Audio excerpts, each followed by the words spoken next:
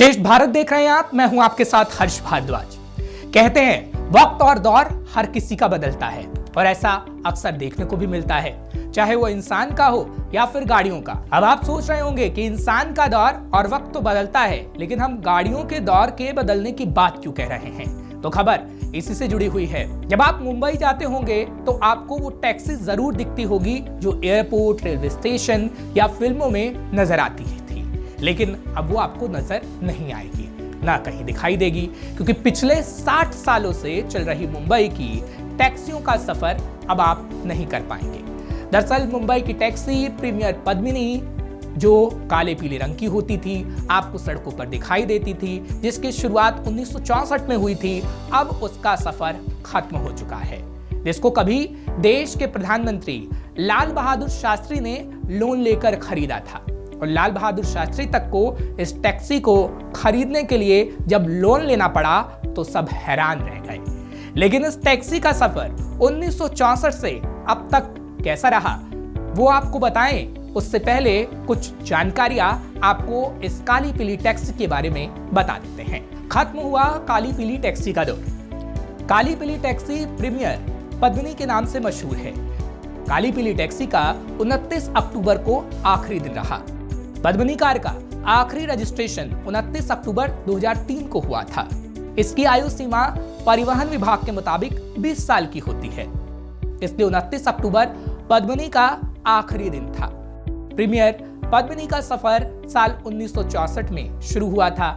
Padmini car का model fiat delight होता था। पद्मिनी 1200 सीसी की पावरफुल कार थी। कंपनी ने साल 2001 में इसे बनाना ही बंद कर दिया था। पद्मिनी कार 125 किलोमीटर प्रति घंटे की रफ्तार से दौड़ सकती थी। तो अब आप समझ गए होंगे कि ये कार किसी समय में कितनी पावरफुल होती थी। दरअसल आजादी के बाद देश में दो गाड़ियां चर्चा में रहीं, एक हिंदुस्तान मोटर्स की एम्बेसडर और दूसरी प्रीमियर ऑटो की पद्मिनी कार, जिसे फिएट भी कहा जाता था। इस समय मुंबई में 40,000 से ज्यादा टैक्सियां हैं जो आज से बंद हो गई, जिनकी 1990 में संख्या 60,000 थी। खैर, अब आप इसका सफर तो जान ही गए, लेकिन अब आपको वो किस्सा भी सुना देते हैं जो हमने आपको बताने को कहा था, यानी प्रधानमंत्री का किस्सा। दरअसल प्रधानमंत्री को इसके लिए लोन लेना पड़ा था इस गाड़ी के लिए। बात 1964 की है, जब लाल बहादुर शास्त्री इस कार को खरीदना चाहते थे, लेकिन उसके लिए उनके पास पैसे नहीं थे। कार की कीमत 12,000 रुपए थी और शास्त्री जी के पास 7,000 रुपए मात्र थे।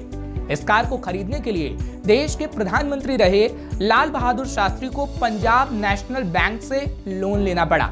हालांकि वो लोन नहीं चुका पाए और उससे पहले ही वो इस दुनिया से चले गए और उसका लोन उनकी पत्नी ने चुकाया था। इतना ही नहीं, इस कार के दीवाने कई पीएम, राष्ट्रपति और बॉलीवुड स्टार भी रह चुके हैं, जिसमें से रजनीकांत भी एक हैं। रजनीकांत की पहली कार पद्मिनी ही थी, जो आज भी उनके पास है।